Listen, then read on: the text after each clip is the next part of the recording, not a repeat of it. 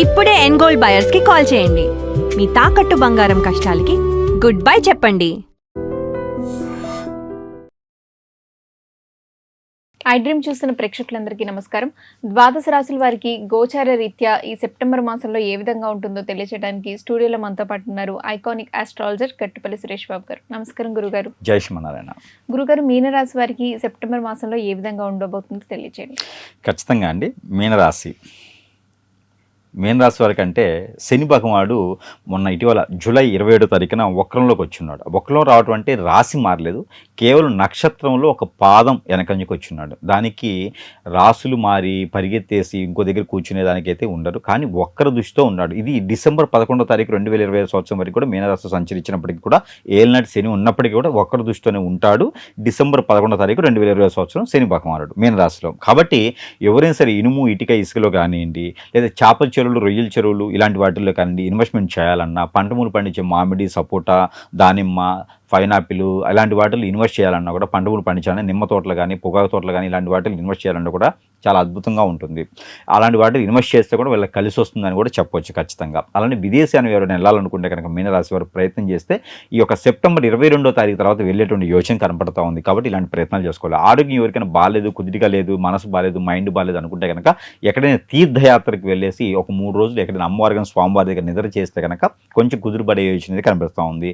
ఇక ఆరోగ్య సమస్యలు అయితే కొంచెం మేర ఇబ్బందిగానే ఉన్నాయి. స్టమక్ రిలేటెడ్గా, బ్రెయిన్కి రిలేటెడ్గా అయితే కొన్ని సమస్యలు కనిపిస్తూ ఉన్నాయి. అలానే వీరికి ఆందోళన, చికాకు కూడా కొంత ఎక్కువగానే కనిపిస్తుంది. కాబట్టి తీర్థయాత్ర చేస్తే వీరికి మంచి జరుగుతుంది. ఇష్టదైవం, కులదైవం దగ్గరికి ఎక్కడికైనా వెళ్ళే అవకాశం ఉంటే వెళ్ళాలి. ఇక పెళ్లి కాని వారికి అయితే ఈ సంవత్సరంలో పెళ్లి చేసుకోవడం మంచిది. పెళ్లి అయిన తర్వాత గొడవపడే కన్నా కూడా పెళ్లి చేసుకోవడం మంచిది కదా. పెళ్లి అయిన వారైతే ఖచ్చితంగా ఇక తప్పదు.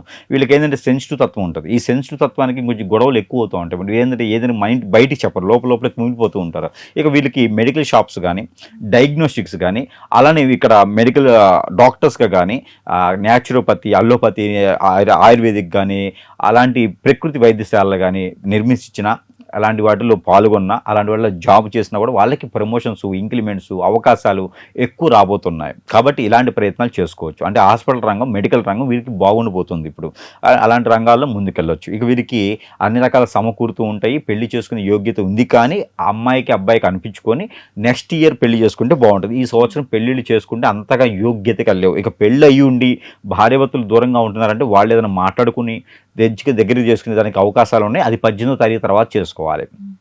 అంటే భాద్రపద మాసంలో 18వ తారీఖు తర్వాత, సెప్టెంబర్ మాసం 18వ తారీఖు తర్వాత భార్యాభర్తలు ఇరువురు కూడా మాట్లాడుకుంటే కనుక మళ్ళీ కోర్టు వరకు విషయాలు కూడా అన్ని దగ్గరికి వచ్చేటువంటి యోచన అయితే కనపడుతూ ఉంది. ఇక చిన్న చిన్న పరిహారాలు చేసుకుంటూ ఉంటే కనుక అదృష్టం కూడా బాగానే ఉంటుంది. ఇంక ఇవన్నీ కాదండి, నాకు ఈ గోచార ప్రకారంగా కాదు, దశల ప్రకారంగా కాదు, ఏదో నన్ను పట్టి పీడిస్తుంది అంటే వీరు సెన్సిటివ్ తత్వంతో ఉంటారు. కాబట్టి చిన్న చిన్న క్రియలు కూడా వీరిపైన ఎక్కువగా ఉంటుంటాయి. అందరిని ఆకట్టుకునే తత్వంతో అందరూ చాలా అద్భుతంగా ఉంటుంటారు. వీళ్ళు ఎవరిని కూడా ఇబ్బంది పెట్టాలని అనుకోరు. కాబట్టి వీరిపైన ఏదన్నా హిప్నాటిజం కానీ, వశీకరణ చేపించి వీరి మైండ్, మనసు మార్చేసి మోసం చేసేసి వెళ్ళిపోతూ ఉంటారు చాలామంది. వాళ్ళందరూ కూడా వీరు బాధపడుతుంటారు తప్పితే వాళ్ళని ఏదో చేద్దామనే ఒక ఆలోచన ఉండదు. దాంతో కుమిలిపోతూ, కుంగిపోతూ, కుషించిపోతూ ఉంటుంటారు వీళ్ళే. వాళ్ళందరూ కూడా ఈ మాసంలో కొంతమేర ఉపశమనం పొందేదానికి ఎక్కువ అవకాశం ఉందని చెప్పొచ్చు.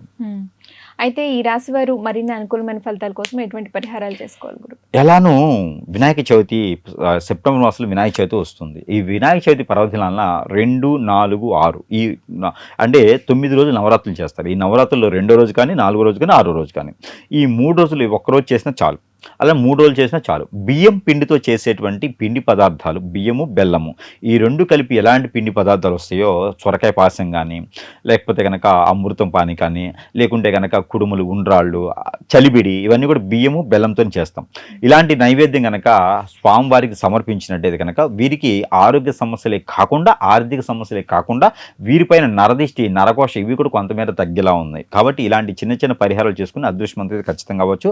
ఎవరికైనా వీరికి గోధుమలు, బియ్యము 2 అంటే కిలోంబో దానం ఇస్తే కూడా వీరికి మంచి అవుతుంది. గ్రహాల రీత్యా దోషాలు కాదు, గ్రహణం నుంచి వచ్చే దోషాలు కూడా కొంతమేర తగ్గుతుంది. అలానే వీరికి సెప్టెంబర్ మాసం మొత్తం కూడా 2, 4, 6 ఈ 3 నెంబర్ కూడా వీరికి అద్భుతంగా ఉంటాయి. White and black and green ఈ 3 నెంబర్ కూడా, ఈ 3 కలర్స్ కూడా వీరికి బాగుంటాయి. స్కై బ్లూ కలర్ కూడా 4వ కలర్ బాగుంటుంది వీరికి.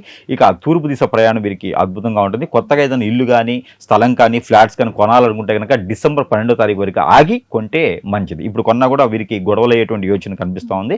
డిసెంబర్ 12వ తారీఖు తర్వాత తీసుకోవచ్చు. కొంచెం జాగ్రత్తగా ఉండాలి. పర్సనల్ విషయాలు ఎవరికి షేర్ చేయకుండా జాగ్రత్తగా ఉంటే మీనరాశి వాళ్ళకి అద్భుతంగా ఉంటుంది సెప్టెంబర్ మాసం 2026 సంవత్సరం. ధన్యవాదాలు గురుగారు.